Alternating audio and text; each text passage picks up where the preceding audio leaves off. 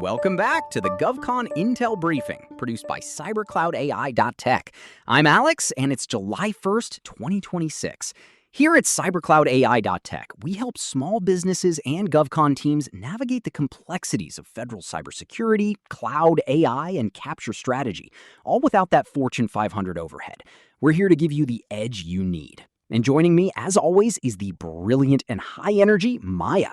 Thanks, Alex. So glad to be here, ready to dive into this week's most impactful GovCon intelligence. We've got a lot to unpack today, from new DoD compliance to major agency tech overhauls and some critical market movements. Let's not waste any time and jump right into the near-term opportunities and those all-important solicitation signals. Absolutely. First up, a significant development for DoD contractors. A new provision from the 2025 NDAA has just gone into effect, prohibiting DoD from working with contractors that retain consultants representing certain Chinese companies blacklisted by the Department of Defense. This is a big deal for supply chain integrity. Oh, huge, Alex. This isn't just about who you hire, it's about who they hire. For any GovCon team supporting DoD, this means a serious, immediate review of your entire consultant network and supply chain. You need to ensure compliance not just with your direct partners, but with their sub-consultants too. It's a clear signal that the Pentagon is tightening its grip on potential foreign influence and data security risks. This could open doors for companies that can offer robust supply chain risk management and compliance services. Definitely. Shifting gears a bit, the National Treasury Employees Union, or NTEU, is suing Treasury and HHS over thousands of stalled telework requests from disabled employees.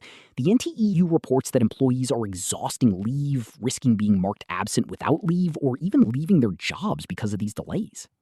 Wow, that's a tough situation for those employees, and it highlights a critical operational challenge for these agencies. Stalled telework requests, especially for disabled employees, point to potential gaps in IT infrastructure, policy implementation, or even just the sheer volume of requests overwhelming current systems. For us in GovCon, this screams opportunity for solutions in secure remote access, telework management platforms, and even consulting on ADA compliance for digital workplaces. Agencies need to get this right, and fast. And speaking of workforce challenges, the Pentagon is launching a new workforce hiring initiative to attract federal tech talent. This comes after more than 7,600 IT employees separated from their jobs at DoD, resulting in a net staffing loss of nearly 5,700 tech experts. A net loss of nearly 5,700 tech experts?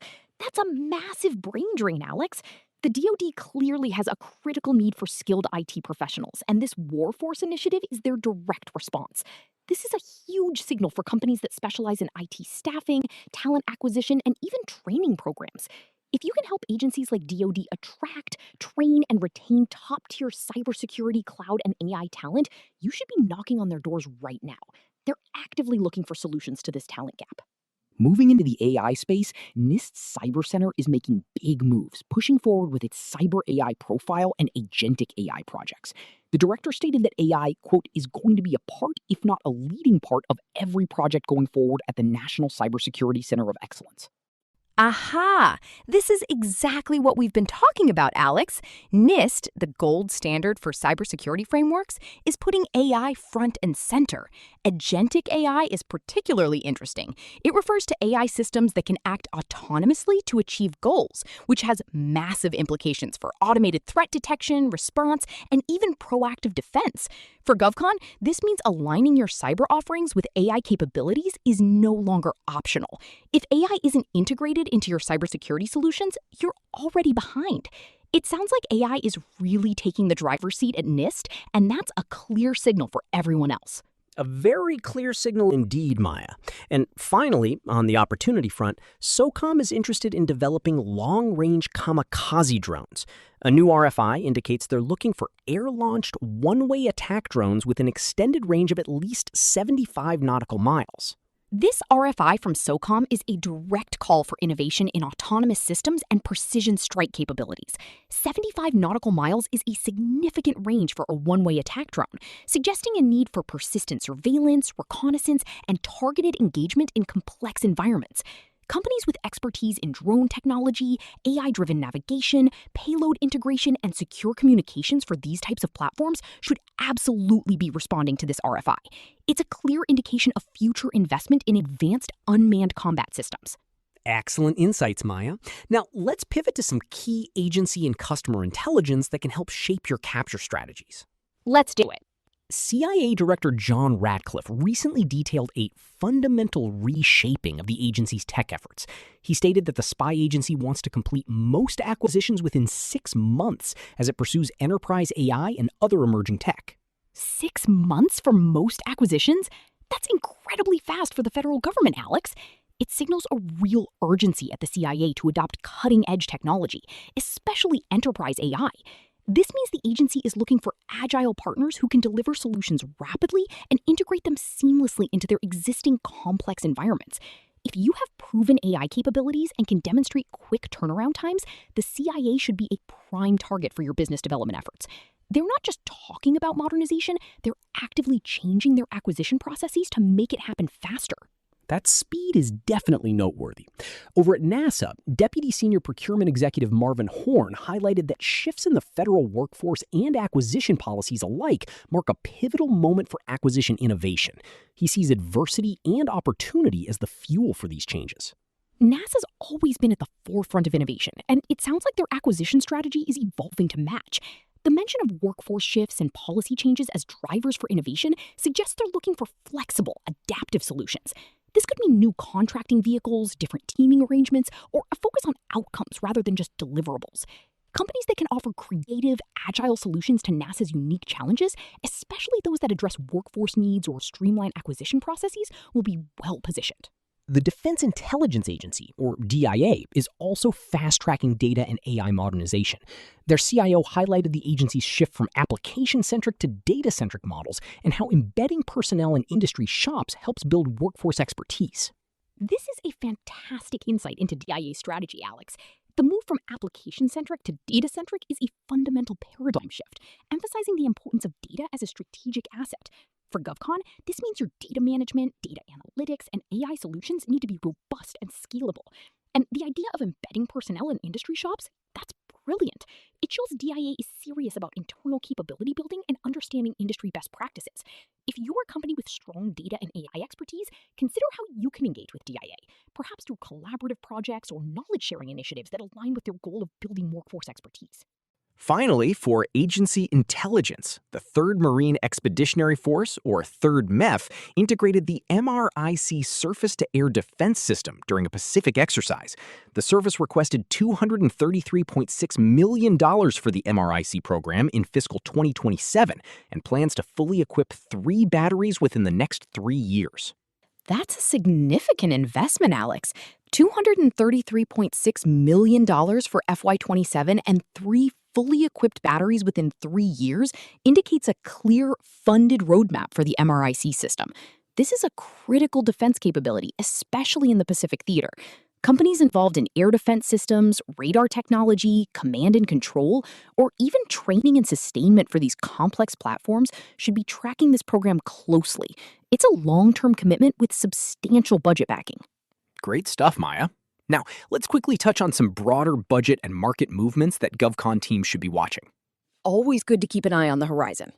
GovExec recently released a video discussing how a debt ceiling breach could mean the federal government decides not to pay any government employees. It's a stark reminder of the financial pressures. That's a serious concern, Alex. While we hope it doesn't come to that, the mere possibility of a debt ceiling breach underscores the financial volatility that can impact federal operations. For GovCon, this means being mindful of payment cycles, potential contract modifications, and maintaining strong financial reserves. It's a watch and prepare situation. In defense, manufacturing, not funding, is becoming the biggest hurdle to getting new technology into troops' hands faster. This is according to Federal News Network. This is a critical bottleneck, Alex. If manufacturing capacity is the limiting factor, it means that even with ample funding and innovative R&D, deployment can be stalled. This presents opportunities for companies that can offer solutions to streamline defense manufacturing processes, introduce advanced manufacturing techniques, or provide supply chain resilience to overcome these production hurdles. It's about getting capabilities to the warfighter, not just developing them. And finally, 7 fired EPA employees are suing the agency over their terminations. This follows other pending legal challenges related to a June 2025 Declaration of Dissent signed by hundreds of agency workers. This situation at the EPA points to ongoing internal workforce challenges and potential morale issues. While it's a legal matter, for GovCon, it's a signal to be aware of agency stability and internal dynamics. It could indirectly affect project timelines or priorities, and it also highlights the importance of strong HR and organizational development support for federal agencies. It's a reminder that people are at the heart of every agency's mission. Absolutely. So, with all this intel, Maya, what are 3 practical capture actions our listeners should be taking right now? Okay, 3 practical actions. Let's get tactical. First, proactively review and fortify your compliance and supply chain risk management. With the new DoD law on consultants and the general focus on supply chain integrity, you need to ensure your entire ecosystem, from direct hires to subconsultants, is compliant. This isn't just about avoiding penalties.